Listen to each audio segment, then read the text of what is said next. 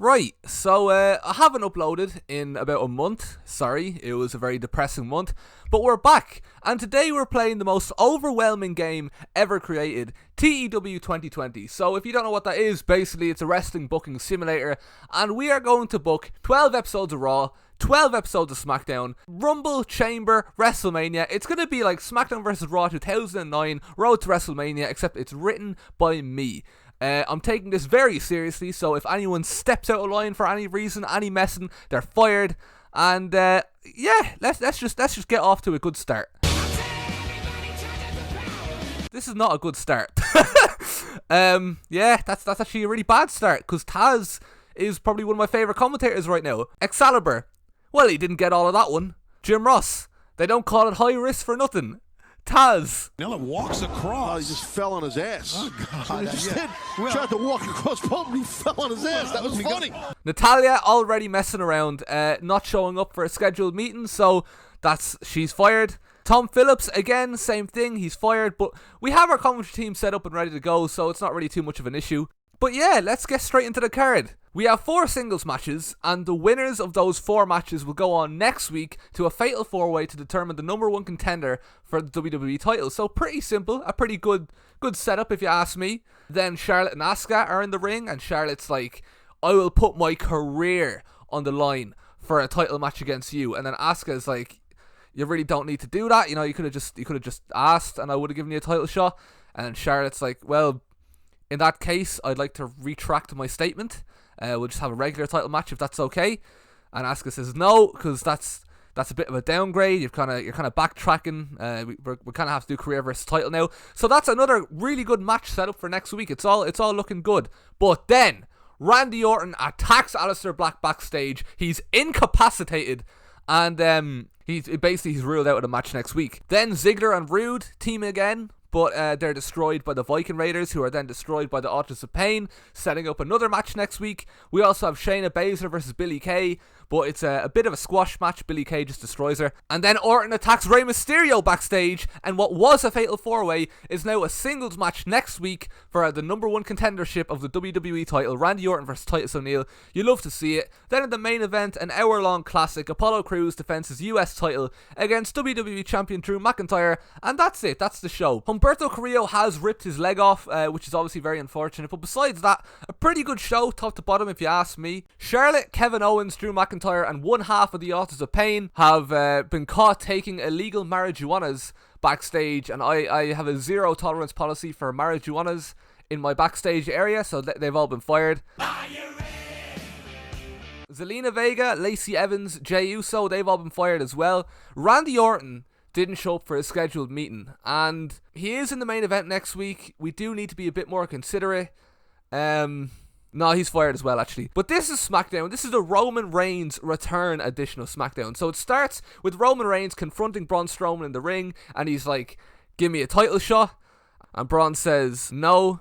So then Roman Reigns beats Shinsuke Nakamura, he beats Daniel Bryan, he beats Drew Gulak, he beats King Corbin, he beats Shorty G, he loses to Bo Dallas, he beats Mojo Rawley, and he beats Sami Zayn, and then walks off. And then in the last segment of the show, Sheamus comes out and he says, Braun, can I have a title shot? And Braun says, yeah. And then he destroys Braun Strowman, and now Sheamus is the new champion. For some reason, I wasn't paying a huge amount of attention playing this game when I was setting up the angle and typing in Sheamus and Braun Strowman. And I made a slight mistake that I didn't notice until I was reading the show afterwards. But we'll pretend that didn't happen. Overall, I think the first SmackDown show back was a success under our management. The only person who didn't like it is, unfortunately, Roman Reigns, who requested his release, so he won't be here next week. A load of people got fired, and Asuka's match with Charlotte got scrapped, but as a fine man once said, it's alright, I suppose. We always have a plan B, anyway, is my point. Our plan B is Billie Kay. Billie Kay comes out and she says, I smacked Shayna Baszler around last week, give me a title match. And Asuka says, yeah, and Billie Kay fucking destroys her. New champion. Then Peyton Royce comes out and she's like, to be the man, you have to beat the man. So I'm going to have to challenge the champion. I'm really sorry about this. Apollo Crews, get out here right now. And she destroys Apollo Crews, and we have a new United States champion. Then we finally get it. Authors of Pain versus the Viking Raiders, except one of the Authors of Pain got fired recently, so he gets replaced with Bobby Roode. But it's basically the exact same match. and the Authors of Pain get the win. Then they confront the Street Profits for the tag team titles, and that's a match that we can set up for next week. The main event was meant to be Titus O'Neil versus Randy Orton in a number one contenders match, then a title match, but obviously that's not happening anymore. Instead, we have Seth Rollins versus Bobby Lashley in a number two contenders match, so it's like a number one contenders match to get into a number one contenders match, and the winner goes on straight away to face Titus O'Neil for the title. Titus O'Neil wins, and that's the end of Raw, an absolute success.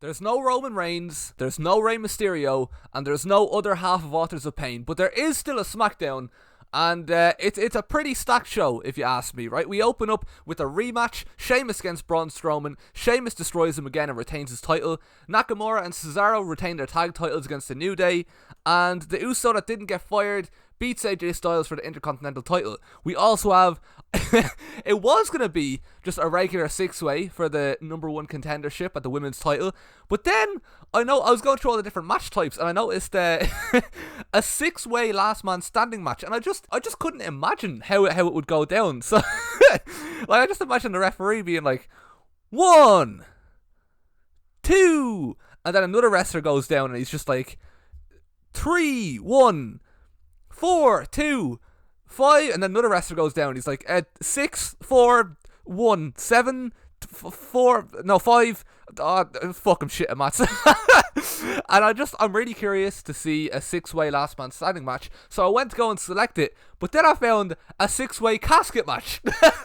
If I didn't have enough questions for the last man standing match, like the casket match, is it elimination? Is it one casket to a finish? If two wrestlers put one wrestler into a casket, do the two wrestlers both win? Is there 5 caskets to put every wrestler in? Do all the wrestlers have to squeeze into one casket? There's a lot of questions there. So a six-way casket match to determine the number one contender for the women's title is what we're going to go with, and Naomi wins it. It's going to be great. Then we cut backstage. Cesaro and Nakamura are doing an interview, and Cesaro's trying to hype up his own team. Yeah, he's like, myself and my tag team partner, but then he tries to pronounce Shinsuke Nakamura's name, and for some reason he just stammers and stutters, and it just goes a bit like this. Shinsuke Nakamura. Shinsuke Nakamura, you fucking dope. And it causes dissension in the ranks between Cesaro and Nakamura, and they basically split right there and then on the spot. In the last segment of the show, Sheamus is in the ring, and Bo Dallas comes out and he says, Sheamus, give me that title shot next week on SmackDown, because Bo Dallas was the only person to not lose to Roman Reigns. You see, it all ties together. So, you can trust me. And the casket match went down really well too. Shayna Baszler got into a fight with Bianca Belair, so she's fired. Aleister Black started talking shit to Montez Ford, so he's fired. And Ivor pissed off Bobby Lashley, so he's fired. This is a tag team special edition of Monday Night Raw. They're the focus, they're the forefront. There's 3 matches, but all 3 matches are an hour long to hit that 3-hour limit that we need to hit. The first match is a tag team title match for the Authors of Pain against the Street Profits. But of course, with the last remaining original member of the Authors of Pain getting sacked last week, he's had to be replaced by Cedric Alexander. So our new tag team champions are Bobby Roode and Cedric Alexander, but they are still the Authors of Pain. Then we have Andrade versus Angel Garza, an hour-long classic time limit draw just to really fill up the time. And then in the main event, the Iconics beat the Kabuki Warriors to get the tag team titles. And then they call out the Authors of Pain. Another really good show, if you ask me.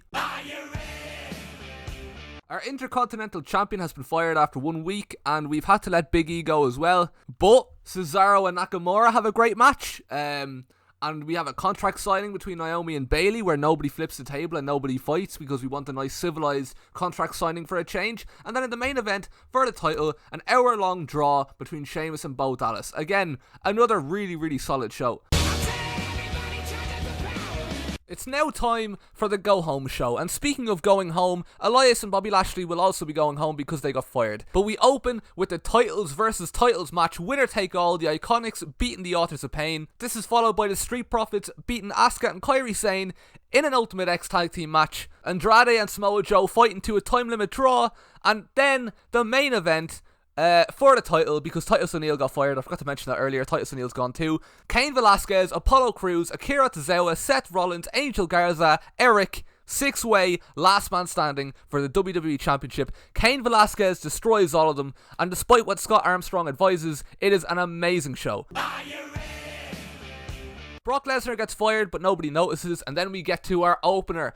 Bayley versus Naomi for the SmackDown Women's Championship, except Naomi got fired, so she's been replaced with Tamina, who wins and is now the new SmackDown Women's Champion. Cesaro then successfully defends the tag titles against Miz and Morrison on his own, and in the main event, a 1 hour time limit draw between Sheamus and Bo Dallas for the Universal Championship. Another resounding success. Everyone has officially gone home, the Royal Rumble is on its way, and Sonya Deville and Kofi Kingston have been fired. But now, it's Royal Rumble time. The first match for the WWE Universal Championship is an ambulance match where Sheamus finally retains his title against Bo Dallas. And then we just have the 2 Royal Rumbles. The men's Royal Rumble, loads of surprises, loads of people that everyone wants to see. And in the end, Steve Cutler wins that one, last eliminating fellow forgotten son, Wesley Blake. For the women, kind of made a bit of a mistake here. I thought we'd easily have 30 women, but because of firings and people I forgot to call up, and injuries and things like that, the winner of the Women's Royal Rumble was Session Martina, last eliminating a heavily pregnant Becky Lynch. Corbin, Nikki Cross and Mustafa Ali have all been caught taking illegal marijuanas, so they're fired, except for Mustafa Ali. I really like Mustafa Ali, so he goes to rehab. But then we get some earth-shattering news. For Bray Wyatt and AR Fox to have an argument on social media after Bray Wyatt put out a 10 things that suck in wrestling post, I don't really know how we're going to recover from a hit this big. So, there's good news and bad news. Good news, there's going to be a lot of call-ups tonight. Bad news is it's because everyone got fired, except for R-Truth, because being obnoxious to Vince McMahon, who's an employee now, is actually a really funny thought, so we're keeping him around. Just all qualifying matches tonight for the Raw Men's Elimination Chamber. Adam Cole, Akira Tozawa, Samoa Joe, Montez Ford, Santos Escobar and Finn Balor all making it into the Elimination Chamber. And then in the final segment, Session Mock comes out. She makes her decision. She's coming after Billie Kay and going for the Raw Women's title. So that means on SmackDown, we're going to be doing the exact same type of show, but for a Women's Elimination Chamber. There's been more firings, which means we have to reshuffle the card a little bit. But again, Elimination Chamber qualifying matches. Mickie James, Dana Brooke, Bianca Belair, Candice LeRae, Io Shirai, Mia Yim. They're all in the Elimination Chamber. But then Session Mock comes out in the last segment of the show and she says, last Monday I came out on Raw and told the world that I was going after Billie Kay's title at WrestleMania. That was a joke. I'm actually going after Tamina's. And all of you that worked really hard to win your match today and get into the Elimination Chamber, it's not happening because I'm going after Tamina at WrestleMania instead. So, unlucky. We lost our TV deal. Usual firings aside, Adam Cole also got injured, which isn't very good. But because Session Mock has changed her mind and gone after Tamina, we have more Elimination Chamber qualifiers for the Raw Women's title. Asuka, Peyton Royce, Xia Li, Shotzi Blackheart, Chelsea Green and Kairi Sane all going through. But at the end of the show, all the SmackDown women who earned themselves an Elimination Chamber match storm to the ring and they say, we want Session Mock Martina, we're not going to beat you down right here, right now, we are going to challenge you to a rap battle. And it's a bit like the rap battle that they had with Usos and New Day a while ago, but like even better. It's deadly. My motto, fuck motto. I get the 7 digits from your mother for $1 tomorrow. Yeah, I heard about you. You have the fucking chlamydia. Yeah, I heard about it. That's why I won't even get close to you. Yeah, people aren't even laughing at you. They're laughing fucking at you, yeah? And the fans love it. But Becky Lynch didn't seem to love it. Neither did Braun Strowman and neither did Sheamus. Sami Zayn, Kaylee Ray, Tucker, R-Truth, Billie Kay also getting fired. But we move on to SmackDown. Are you ready? And because Sheamus left, we now have more Elimination Chamber qualifiers for the SmackDown Men's Championship. The Fiend, Daniel Bryan, Mojo Rawley, Otis, Cesaro and John Morrison all make it through. But then again, that same faction, the same people who feel that they deserve their Elimination Chamber match, storm down to the ring and they say we are protesting this show until we get our Elimination Chamber match. But it's a very ineffective protest as the show was already essentially over. And we continue. The Miz has left, AJ Styles has left, Cedric Alexander, Triple H, Bianca Belair and Daniel Bryan are all gone. But yeah. Raw starts with Peyton Royce in the ring. She has the Women's Championship with her and she says, as you know, Billie Kay's been fired, but she said, I can have this, so I'm the champion now. And nobody argues with it because everyone likes Peyton Royce and it frees up a spot in the Elimination Chamber. But then, Asuka's taken out backstage. Who did it? You can only assume it was Dana Brooke and her Elimination Chamber gang. But then, we have a triple threat and Apollo Crews wins Adam Cole's Elimination Chamber spot, so he is now in the Elimination Chamber. And Kushida and Johnny Gargano fight for the last spot, Montez Ford's spot in the Elimination Chamber. Gargano wins it, but then he's injured, so we replace him with Tommaso Ciampa. Then Chelsea Green is taken out backstage, and we have a fatal 4-way for Peyton Royce's Elimination Chamber spot, and it's won by Rhea Ripley. Then Xia Li is taken out backstage, and Rhea Ripley is fucking pissed. She comes to the ring and she says, Dana Brooke, I'm calling you out. Is this really how you decide to get what you want? And Dana Brooke's like, it wasn't me. Don't know what you're talking about. And she's like, you're attacking everyone backstage. I know it was you. If you really want your match, we can have the match. And she's like, I genuinely, I wasn't me, like I'm just chilling backstage. And Rhea's like, that's it, we have a match on SmackDown. If you win, you also get an Elimination Chamber match for you and all the SmackDown women. Fuck you, stop attacking people. And she's like, it actually genuinely wasn't me. And then, we look at the Titantron, and what do we see? Only none other than an unusually low-res image of Lucky Cannon from NXT Season 2. And he says, yeah, I did it. They're really annoying me backstage. So I just took them out. But it makes no difference. The match is set for SmackDown this week. Rhea Ripley versus Dana Brooke. And if Dana Brooke wins, we get a SmackDown Women's Elimination Chamber match. Are you ready? We've 2 matches on SmackDown this week, an hour each. The first hour is for Daniel Bryan's spot in the Elimination Chamber between Drew Gulak, Bo Dallas and Mojo Rawley. Drew Gulak wins that one. And then in the main event, Dana Brooke finally beats Rhea Ripley, and we're getting 4 Elimination Chamber matches at Elimination Chamber. The entire first hour of Raw is Drake Maverick beating Shane Thorne in a match to become an alternate in the Elimination Chamber, because inevitably someone's going to get fired or injured or they're going to kill someone, so you want to be prepared for these things in advance. But the second hour of Raw is the Cain Velasquez Shit Talk Challenge. So every contestant in the Elimination Chamber gets 10 minutes to say anything they want to Cain Velasquez, but really I'm the one writing the script. Hey Cain, the loser shop called. They ran out of you. Elimination Chamber, yeah? I'm gonna eliminate my chamber into your ma. Cain Velasquez. More like Cain Velas can't beat me at WrestleMania. Elimination Chamber. More like I'm gonna eliminate your ma. I'm gonna have sex with your ma is the point of what I'm getting at. Hopefully next week you won't be around. Cain, you better pray to God, Allah, and Grabondis if you want to have any chance of beating me at WrestleMania. Grabondis? Grabondis nuts, you little fucking bitch. Cain Velasquez was so infuriated by what was said to him that he beat up a ref and we had to fire him. But the main event and the final hour of Raw, Peyton Royce successfully defends her US title against Brian Kendrick, and Liv Morgan and Kushida got fired. Are you ready?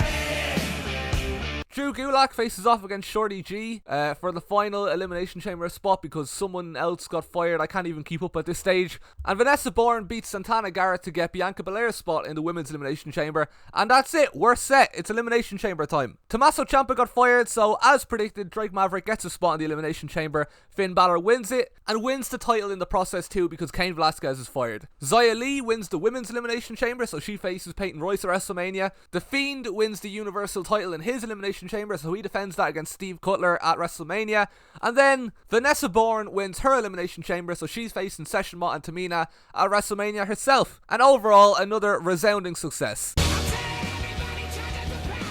The emphasis is now on tag team wrestling because the Raw tag team titles have been vacant for a couple of weeks now, so we're having a tournament to determine the new champions. This is the first round. This is the second round, and in the final, Sanity beat Chelsea Green and Deonna Purrazzo to walk out as the new tag team champions. Are you ready? There's another tournament on SmackDown to determine Cesaro's new tag team partner. Again, this is the first round. This is the second round, and in the final, Io Shirai beats Drew Gulak to become Cesaro's new tag team partner and therefore a tag team champion. Except after the tournament, Cesaro comes to the ring and he's like, right, this is a bit awkward because technically you should be my new partner, but you'll never guess who I found backstage. So I'm now partners with Cassius Ohno again. Congrats on winning the tournament though.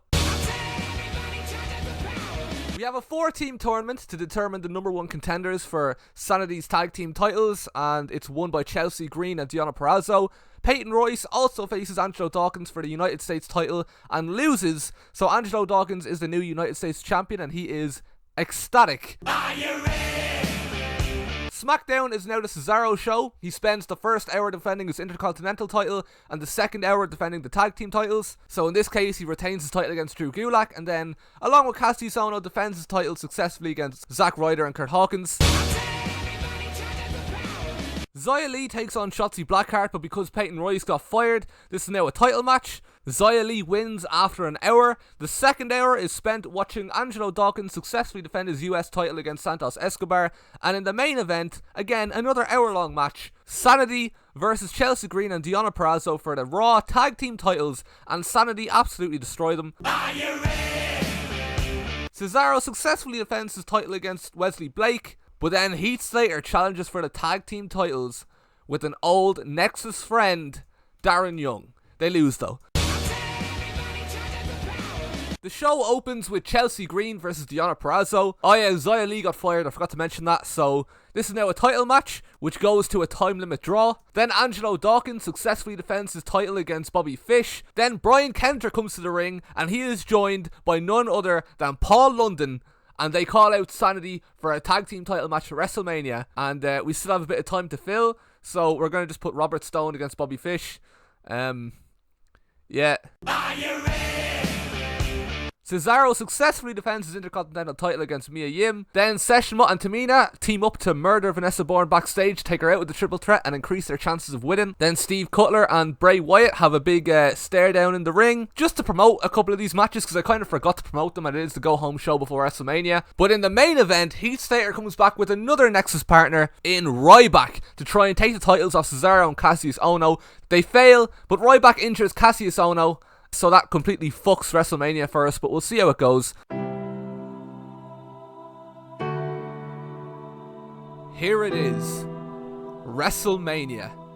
Every decision we've ever made has led us to this point, and we have made it. Well, some of us made it. Most of us got fired along the way, but we're here. We're here now, and that's, yeah. In the opener, Brian Kendrick and Paul London beat Sanity to become the new Raw Tag Team Champions. Chelsea Green beats Deonna Purrazzo to become the Raw Women's Champion. Cesaro defends his tag team titles alone against Heath Slater and an old Nexus friend, Michael Tarver. And that ends up being the difference maker, and we have new tag team champions. Here it is. Here's the plot twist. Alright, so Finn Balor got fired, meaning we need to crown a new WWE champion. And I was going to do this match anyway, regardless of whether or not there was a champion, because this is the match that saves WrestleMania from any problems or any weaknesses it may have. This is the match that justifies every decision I've made up until this point. Ladies and gentlemen, the 60-man Last Blood Battle Royal.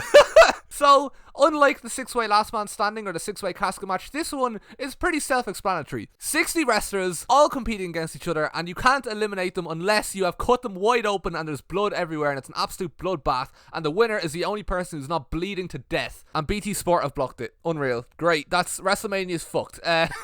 So, it looks like we're just going to have to do a regular Battle Royal, and that's how we crown the new champion. So that's a bit of a buzzkill. But yeah, Eric Rowan, new WWE champion. Then, in our co-main event of the evening, Session Mutt Martina takes on Tamina for the SmackDown Women's title and beats Tamina so badly that not only does she get the SmackDown Women's title, she also gets Chelsea Green's Raw Women's title because the win is just that good. And then we're on to the main event. For the Universal Championship, The Fiend takes on Steve Cutler, and just as you think The Fiend is about to get the win, who interferes? Only none other than AR Fox. He destroys The Fiend. Steve Cutler gets the win. And that's the payoff for Bray Wyatt writing that 10 things that suck in wrestling list that AR Fox took exception with back in January. You see, it all ties together. I'm a really good booker. I'd imagine all the fans are very satisfied after that. And now it's time to address the roster and do our end of WrestleMania speech. First of all, I just want to thank each and every single one of you from the bottom of my heart. This would not have been the success that it was without all of you. We have our haters, we have our critics, and they'll say things such as, we booked questionable matches, or we lost popularity every time we put on a show, or we lost our TV deals, or we're in debt because of all the lawsuits we get after unfairly firing wrestlers. Or we put many people at risk by ignoring coronavirus guidelines and putting on shows in front of thousands of people. And those are actually very valid points. You can all go home now.